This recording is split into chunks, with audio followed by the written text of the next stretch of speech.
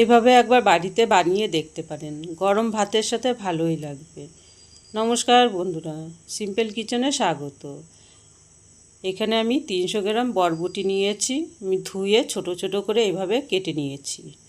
এদিকে কড়াই বসিয়ে দিলাম, কড়াইতে জল দিয়ে দিচ্ছি, দিয়ে দেবো বরবটিগুলো সিদ্ধ করার জন্য। এবার আমি ঢাকা দিয়ে দেবো, ঢাকা খুলে আবারও নেড়ে চেড়ে নেব। সিদ্ধ হয়ে গেছে বরবটিগুলো, আমি তুলে নেব।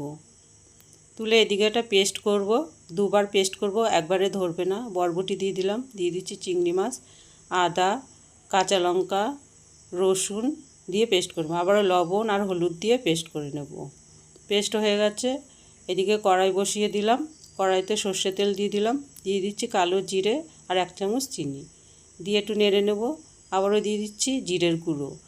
এবার পেস্টটা দিয়ে দিচ্ছি, দিয়ে ভালো করে নেড়ে চেড়ে নিতে হবে যাতে কাঁচা গন্ধটা না থাকে। ভিডিওটা যদি ভালো লাগে লাইক, শেয়ার, কমেন্ট করবেন, সাবস্ক্রাইব করবেন। ভালো করে নেড়ে চেড়ে আমি নামিয়ে নেব। সবাই ভালো থাকবেন, সুস্থ থাকবেন।